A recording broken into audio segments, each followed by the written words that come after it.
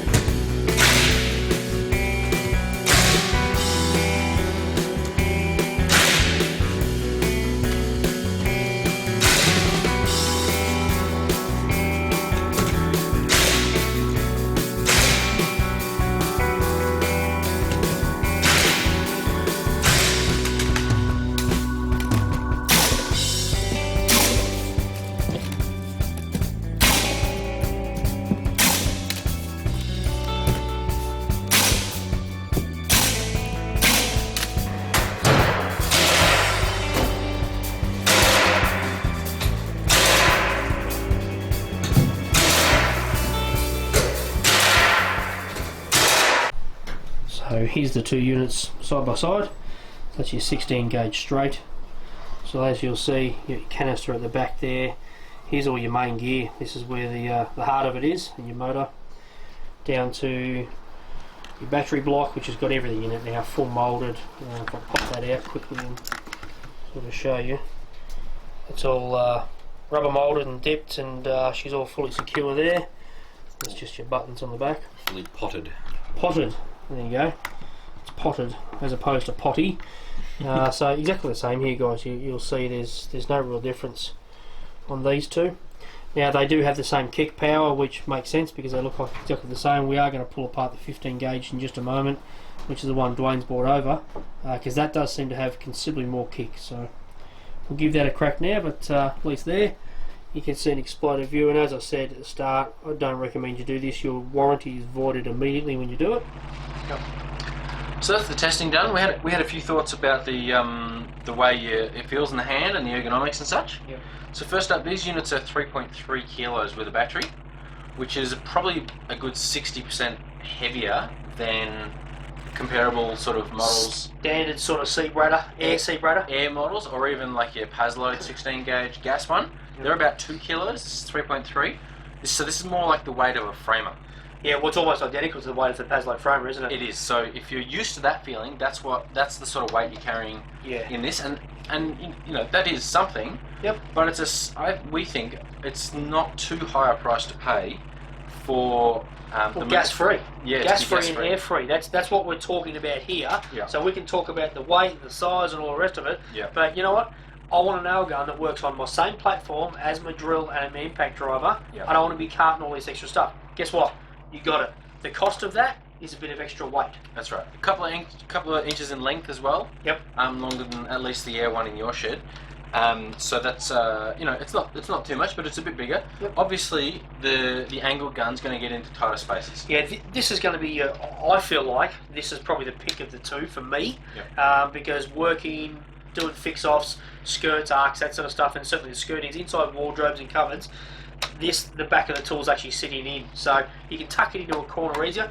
If this is your beast, then that's great. Now, one thing we mentioned in the intro, which we sort of messed up, the straight actually goes down to a 19mm brad. Yeah. This goes down to a 32mm. Which is fairly standard for an angled bradder. Yes. But if you do need the smaller nails, or if you're just really used to your straight gun, if you love a straight gun, you want it. Yeah. Same price, same everything, pretty much the same inside as we showed you. But if you're never going to want to go down to a 19mm and you want that clearance here, this is your beast. If you really don't care and you're happy with that, they're the same price. That's right. So there's no massive issue there. That's right. Now they do suffer from one ergonomics issue that we actually both picked up individually. Yep. I've been using the 15 gauge at my place. Mike's been using the 16 gauges here. Yeah.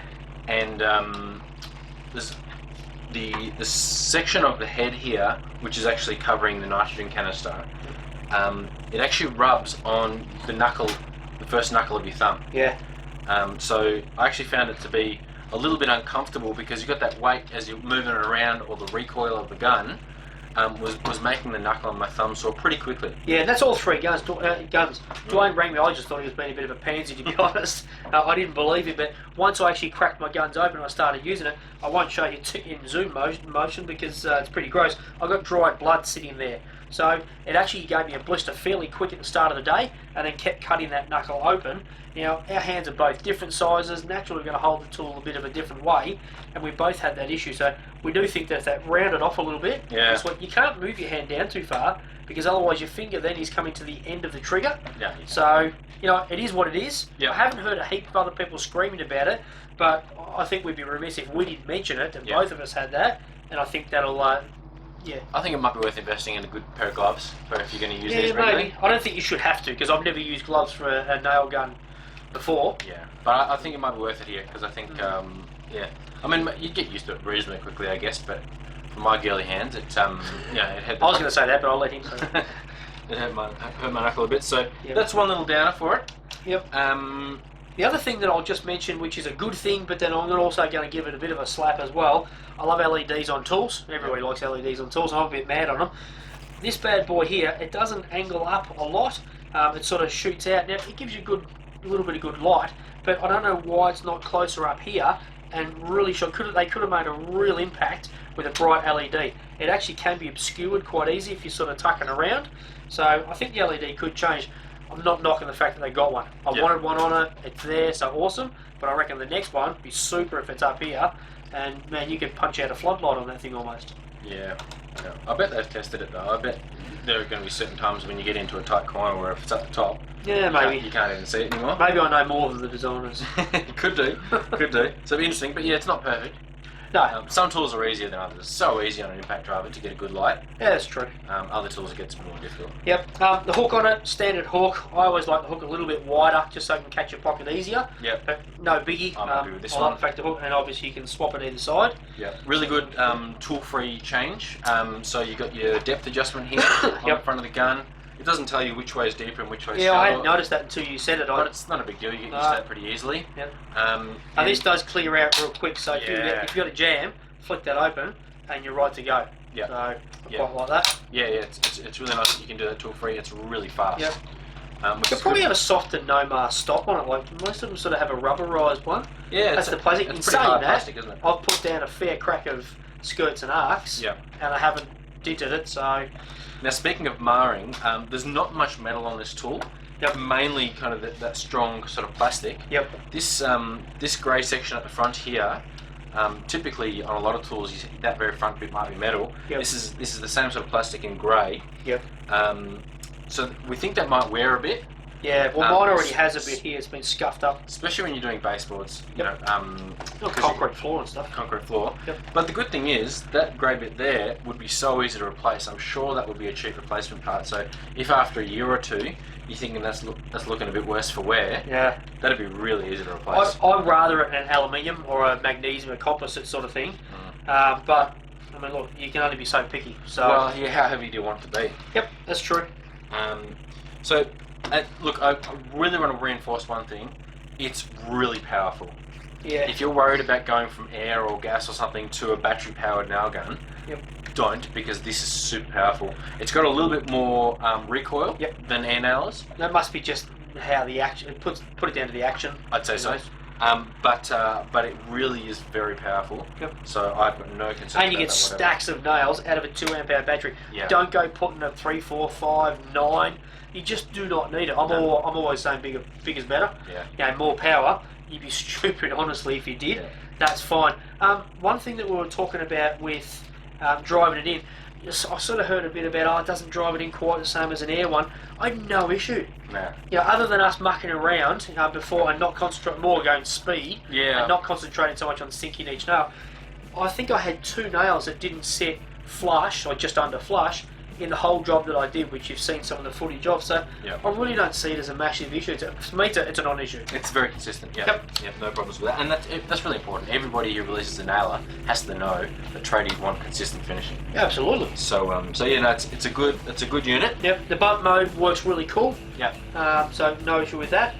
As you would have seen on the close up, you got to hold the button down for a couple of seconds. Yep. That's a couple. I want it changed. Yeah. Only because I'm a bit of a dope, I think. Honestly, every time I've gone and grabbed the battery and chucked it in it, and I've gone, oh, it's not, hold the thing down. So I don't see it as a massive safety thing because it's already got a safety. Yeah, I guess that's only me. I mean, I might disagree with you. If my 5-year-old picks it up and starts playing with it one day, I might be pretty glad that. Oh, that's true. It's not enough. So yep. Look, it's horses for courses. Some people will like it, some people won't. Yep. But anyway, you do need to actually turn the tool on, yes, which is something that you're not used to do with most nails. That's true. Yeah. Anyway, overall, really good gun. Yep. 630 plus or minus a bit seems to be the price we've seen it go. Yep. As a skin we've been seeing go for, probably up. I don't know. I assume around like 800 or something, or a bit less. Which with a battery and a charger. You're paying mid-sevens for a pace light anyway. Yeah, so again, for people going, oh, it's so expensive. I actually don't think it is. No, it's the same. I don't have to buy batteries for this. I've already got batteries. Yep. I don't have to buy a charger for it today because I've got that because I'm already on the platform. Plus, you're not paying for gas when you buy all your nails. Absolutely, and not putting it down the front of your pants to warm it up. It's always a good thing because it looks awkward. So, 5-year warranty still on it. So again, nail guns coming for 5 years, mate. So, I'm impressed with it. I like it, and you've got the 15 gauge coming up soon. Yes, we'll review that as soon as we can. Yep. Very, very similar unit to the 16 gauge angle to look at. Yep. So we'll crack it open as well, and we'll see what difference there is. Yeah. So this puppy's going nowhere. I love it. I'm a bit sold on it. Lovely. So if you like this video, hit like, subscribe, certainly comment, guys. We both love the comments and we like the feedback, and we try and stay as active as we can. That's it. Thanks for watching. Thanks, guys. Bye.